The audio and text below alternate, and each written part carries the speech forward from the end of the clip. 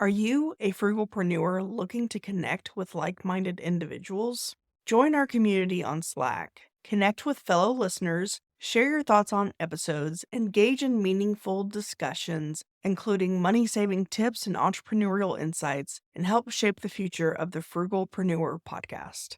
Plus, you can submit your questions in written or audio form to be featured on the show. Let's build a supportive space together. Join us now at frugal.show/Slack. See you on the inside. Welcome to the Frugalpreneur podcast.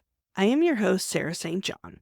This episode is what I refer to as a showcase episode where I feature a bootstrapped entrepreneur and they briefly share their tips, tricks, tactics, techniques, and tools that help them bootstrap their business and the successes and failures along the way. My hope is that each of these showcase episodes will provide at least one valuable takeaway that you could implement right away in your own bootstrap business journey.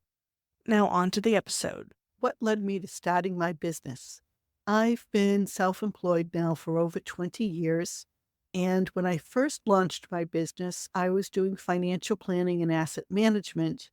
A colleague had recommended to me that I look into that field, and I did. Well, along the way, I discovered that financial planning services were really underutilized. At the time, they were done by insurance companies just mainly, and they were using financial planning as a tool to get people to buy more insurance.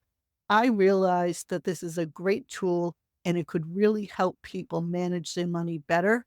So over the years, I've developed a program and focused on women because I felt that their need was the greatest, and in particular business owners, because managing cash flow and running a business in a cost-efficient manner seemed to be a big challenge. The steps I took to bootstrap my business were using my own personal savings, and I also took out a home equity loan just to keep the cash flow moving in the very early years. I think that was a mistake. Personally, I would do it differently if I were to do it today.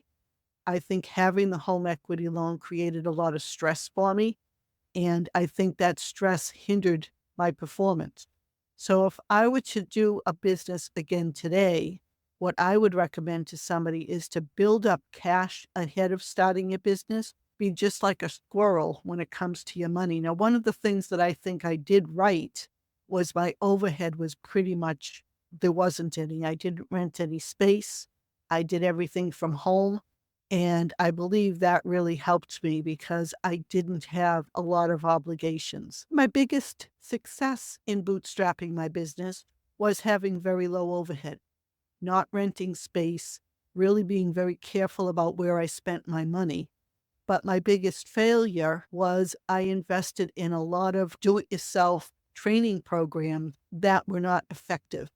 That was a mistake. So I think if I were to do it over again, I would be even more careful as far as how to be really frugal in running my business. I'm really glad I didn't take out a business loan and I didn't overextend myself, but I'm a person who hates debt. And even having a little bit of debt on a home equity line created a great deal of stress for me. I also did a lot of bartering, and that helped keep costs down. And it was a great way for me to practice my skills. So I would make trades with different organizations or different professionals, and that really helped as far as bootstrapping the business. Another thing that I did that I think was a good thing was I didn't pay myself right away. Now, as painful as that was to not really have an income, in that first year, I just reinvested everything right back into the business. Where I fell off the tracks, I believe, was investing too much into self-help material and getting caught up in some, not get rich quick, but something like that. I think I would be a lot more cautious today and a lot more discerning about where I spent my money everywhere, not just keeping my costs low to begin with. I'm going to share my if I knew then, what I wish I knew now. And that is when I first started my business, I really wish I had the opportunity to have a good mentor or coach that could guide me, not only in helping me learn how to run a business efficiently, but also how to find sales, how to do all the things that you need to do to really run a business well. I learned the hard way, and it was a very expensive lesson. Now, the other thing that I learned was having somebody to help you. Don't just grab at anybody. Do your homework. Make sure you have good testimonials about the work that they do, and make sure you're really clear on what it is that you want from them. But I'm telling you that if I had that person early on, it would have shortened my learning curve and my wallet would be a whole lot fatter. So if you're serious about being in business, I encourage you to be open to working with someone who can help you, to investing in yourself and your business. It can pay off in dividends that I can't even describe. I'd also like to share a couple of freebies with you. One of them is on my website, wealthcoachforwomen.com/pod.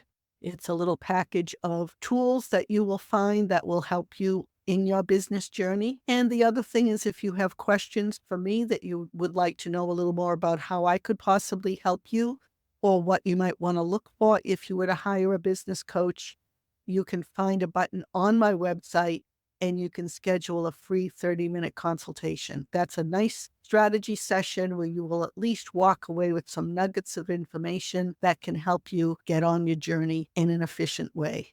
I hope you enjoyed that episode and were able to take away a valuable nugget of information that you can implement right away in your own business.